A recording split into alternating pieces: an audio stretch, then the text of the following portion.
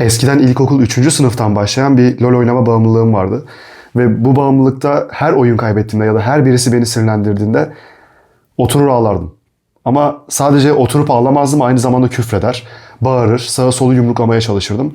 Bu benim bir şekilde sinirimi aktarma yolumdu. O sırada yan apartmanda olan komşumuz benim bu tüm küfürlerimi, tüm bağırmalarımı duyar. Belki 5-10 dakika süren hakaretlerime maruz kalır. Ama yine de ben bundan utanmayıp yine de bu küfürleri etmeye devam ederdim. Buna benzer bir örnek daha verecek olursam eskiden bu yine ortaokul zamanlarımda, lise zamanlarımda kafa topu oynardım. Mobilden telefon oyunu oynuyorum bildiğim ve her kaybettiğimde, her böyle ucu ucuna kaybettiğim zaman sinirden telefonla duvara vururdum. Şu anda İzmir'deki evime gitsek ve eskiden odamın bulunduğu odaya gitsek, daha sonra odamın bulunduğu odayı değiştirdik, şu anda farklı bir odadayım ama eski odama gitsek, duvara baksak duvarda küçük küçük göçükler var. Ve bunların hepsi benim telefonla duvara vurmamdan kaynaklı. Telefonun köşesiyle vuruyordum. O zamanlar belki küçüktüm, belki duygularımı kontrol edemiyordum, belki farklı sıkıntılarım vardı ve günün sonunda ben bir şekilde oyunda sinirlenip bu şekilde bunları açığa vuruyordum. Ama bu beni yine de duygusal bir erkek yapıyor. Genç bir erkek yapıyor ama yine de duygusal bir erkek. Ne zaman ki duygularımı gerçekten kontrol etmeye başladım, ne zaman oyunları bıraktım, artık beni sinir eden şeylerin hangilerinin kontrolümde olup hangilerinin kontrolümde olmadığını anladım ve kontrolümde olan şeyleri de kendi kazancıma, kendi yararıma göre ayarlamaya başladım. O zaman artık bazı şeylerin üzerine kontrolüm vardı. Duygularımın. Son zamanlarda Türkiye'de yaşananların farkındasın. Dünyanın her yerinde bu tarz şeyler yaşanıyor zaten. Ama Türkiye'de son zamanlarda bu gündem. Çünkü bazı akıl almayan şeyler yaşandı. Ve bunların sorumlusu duygusal erkekler. Tabii ki burada farklı sosyal şeyler vardır, belki politik şeyler vardır ama ben farklı bir bakış açısıyla bakmak istiyorum. Günün sonunda bazı olaylar inanç sistemlerinin farklılıklarıyla, belki de satanizmle işlenmiş olabilir. Bunun tam olarak altyapısını bilmiyorum.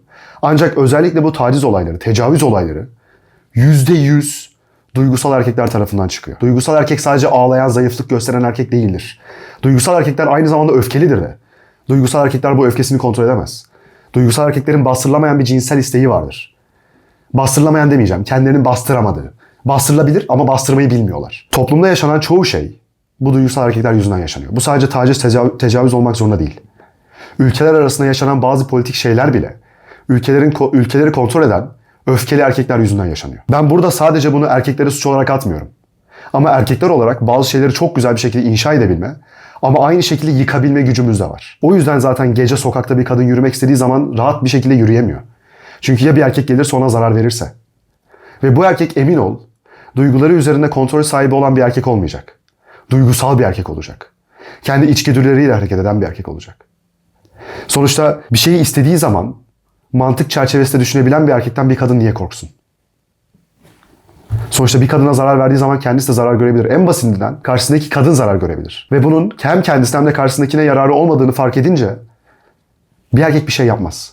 Mantıklı bir insan bir şey yapmaz. Etrafında gördüğün bu kadın cinayetlerinin belki de %95'i, %98'i tamamen duygusal erkekler tarafından işleniyor.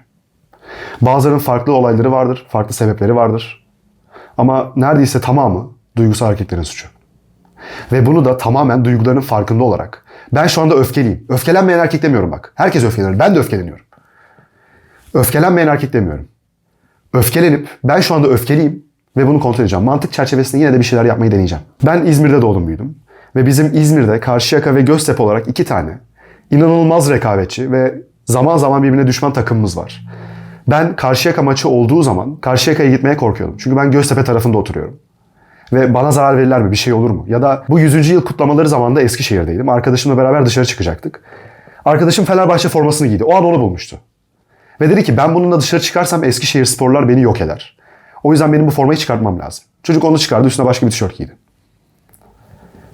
Duygusal erkekler. Dediğim gibi bak, tüm erkeklere suç atmıyorum. Erkekler olarak çok güzel bir şeyleri inşa etme, rekabet güdümüz var. Ama bunu doğru kullanıldığı zaman çok iyi yerlere çıkıyor. Burada erkeklere seslenmek istiyorum özellikle. Eğer duygusalsan, belki ailene karşı bir öfken var. Ailenin sana yaptıkları, babanın sana yaptıkları, arkadaşlarının sana yaptıkları. Belki hayata küskünsün.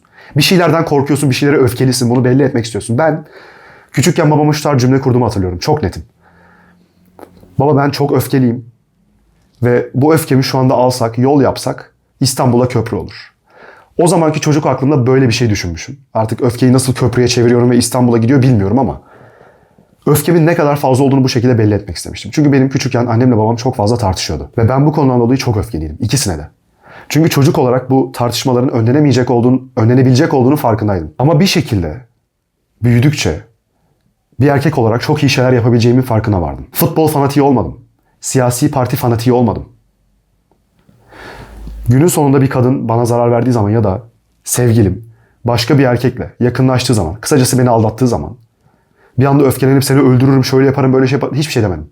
Ben ilişkilerimle hakaret etmem. Bunu bir saygısızlık olarak algılarım ya da tehdit niye edeyim? Zamanında sevdiğim kadın ya da hala seviyorum. Ya da neden başka bir kadına sırf ben tatmin olacağım diye zarar vereyim? Ya da sadece başka bir kadına değil, başka bir erkeğe de zarar verebilirim. Böyle konuşması kolay. Bunların zaten sakin sakin oturulduğu zaman bir şekilde mantık çerçevesinde düşünülebildiğinin farkındayım. Ama zaten bunu yapamadığın için ya da yapamayan erkekler olduğu için şu anda sıkıntı yaşıyoruz. Sonuçta bir kadın öfkelense, çok sinirlense, onu bir kocası aldatıyor diyelim ve o anda bastı. O kadının bir alete ihtiyacı var ki o adama zarar verebilsin. Yoksa kas gücüyle zarar vermesi o erkeğe mümkün değil. Dövüş sporu öğrendiyse bile çok zor. O yüzden toplumdaki en tehlikeli toplum üyeleri duygusal erkekler diyorum. Kadınlar değil. Duygularınla başa çıkabilmek için bir erkek olarak en başta yapacağın şey ben neden öfkeliyim? Ben neden bunlara sinirleniyorum? Diyelim ki koyu bir fanatik olayım, tamam mı? Fenerbahçe fanatiği ki benim babam Fenerbahçelidir. Küçükken bir tane fotoğrafım var, koyacağım şu anda. Ama fanatik değilim. Maçlarını düzenli de takip etmem ama diyelim ki düzenli takip ediyorum. Ben neden başka bir Galatasaray taraftarına zarar vereyim ya da niye Beşiktaş taraftarına? Ya Fenerbahçe'ye küfretsin. Niye umurumda olsun? Bana mı küfrediyor? Ya da bana küfretsin. Niye umurumda olsun ki? Bu YouTube kanalında sence bana gelen küfürler yok mu? Sence aileme gelen küfürler yok mu?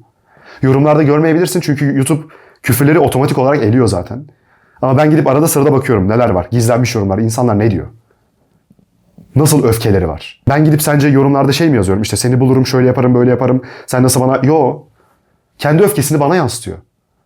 Duygusal birisi. Kadın ya da erkek bilmiyorum. Neden duygusal birisini duygularıyla cevap vermiş haldeyken ciddiye alayım ki? Anneme karşı eskiden kırıcı olabiliyordum. Bunu kontrol etmeye çalışmamdaki en büyük aracı meditasyon oldu. Çünkü meditasyon senin o anda bulunabilmeni sağlıyor. Yani sen o anda bir şey diyecekken onun farkında oluyorsun. Bir anda işte gözüm döndü, işte kırmızı görürsem şöyle olur, böyle olur. Ben işte sinirlendiğim zaman kendimi tutamam, ona buna zarar veririm. Öyle bir durum yok. Bu seni havalı kılmaz. Bu seni ezik kılar. Bazı arkadaşlarım var üniversiteden. Kız. Ve bu kızların bazı sevgilileri oluyor. İşte diyorlar ki Furkan biz böyle böyle konuşuyorduk. Bana dedi ki işte ben sinirlenirsem gözüm döner. Bu o kadar korkutucu olmayan bir cümle ki. Belki bir kadın için, kendi sevgilisi için korkutucudur. Arkadaşım için korkutucudur. Benim için değil. Çünkü ben şunu farkındayım. Bir erkeğin gözü dönüyorsa, kendini kontrol edemiyorsa o erkek güçsüz bir erkek. Her ne kadar gözü döndüğü zaman sinirli bile oluyor olsa geri kalan zamanlarda duygularını kontrol edemeyeceği için güçsüz. Bunlar seni havalı yapmaz. Arkadaşlarına gidip işte ben çok sinirlenirsem şöyle olur, gözüm dönerse hiç kimseyi görmem, patlatırım, yıkarım, keserim, ederim. Bunlar senin ne kadar güçlü, maço bir erkek olduğunu göstermez. Bu senin gerçekten ezik bir erkek olduğunu gösterir. Bana gelip bunları desen o an derim ki okey. Yüzüne belki bir şey yapmam ama içten içe derim ki bu herif gerçekten ezik. Daha kendi beynini, kendi hareketlerini kontrol edemeyen birisi. Meditasyonu şiddetle tavsiye ediyorum. Çünkü zamanında birisine bir şey söylerken bile 2 defa düşünebilmeme sebep oluyordu. O an ağzımdan çıkanın farkında olmuyor değildim. Farkındaydım. Hala farkındayım. Söylediğim kelimeleri bilerek seçiyorum. Farkında olmadan değil, öfkelendiğim zaman bile. El hareketlerimi, vücut duruşumu bilerek seçiyorum. Eğer bir erkeksen ve gerçekten iyi şeyler başarmak istiyorsan ki eğer takipçimsen muhtemelen başarmak istiyorsun. Duygularına söz geçirebiliyor olman lazım. Bu sadece öfke değil. Diğerleri hakkında da konuşuruz ama bu videonun konusu öfke. Bu videonun konusu cinsel istek. Eğer bunları baskılayamıyorsan, etrafındaki insanlara zarar vermeye kadar gidiyorsa bir şeyler yanlıştır. Bu normali değil. Etrafındaki herkes belki böyledir. Herkes keserim biçerim böyle davranıyordur. Onlar da demek ki yine de kaliteli insanlar değiller. Her ne kadar arkadaşım bile olsa. Herkes Instagram'dan bir şeyler paylaşıyor hikayesinde. Okey, ben de paylaştım. Bu güzel bir şey bence. Bizim toplum olarak güçlü olduğumuzu ve buna hayır dediğimizi gösterir. Ya da işte bizim kampüste insanlar dediler ki biz yarın full siyah giyineceğiz. Okey, bu da güzel. Toplumsal bir dayanışma var. Ama bu bir gün siyah giyinilip ertesi gün devam ediliyorsa, insanlar bu konuda bir şey önlem almıyorsa kime ne faydası var ki? Ya da bu siyah giyen kişi yarın öbür gün birisini öldürecekse, ya da bu siyah giyinen kişi gençliğe örnek birisi değilse ne anlamı var? Sen sadece o anda başka bir topluluğun, kadın cinayetlerine karşı dik durmaya çalışan bir topluluğun üyesi oluyorsun, o kadar. Ben çok duyarlıyım. O zaman gençliğe örnek olacak birisi ol. O zaman bazı hareketlerini değiştir. O zaman kardeşin varsa ona örnek bir abi ol, abla ol. O zaman işte gerçekten bir şeyleri protesto edersin. O zaman gerçekten gelecek için bir şeyleri hazırlarsın. İnsanların bu kadar sığ düşünmesi gerçekten bana çok ilginç geliyor. Çünkü gerçekten bir şeyler yapılabilecekken tek yaptıkları şey tweet atmak. Bak tweet at, güzel. Onlara bir lafım yok. Ama sen bunu yapıp kalıyorsan ve hala şerefsiz, iğrenç bir insan olmaya devam ediyorsan ne yararı var ki? Değişime kendinde başla. Öyle tweet attım, Instagram'da bir şey yaptım. Ben çok öyle olmuyor. Duyar bu değildir.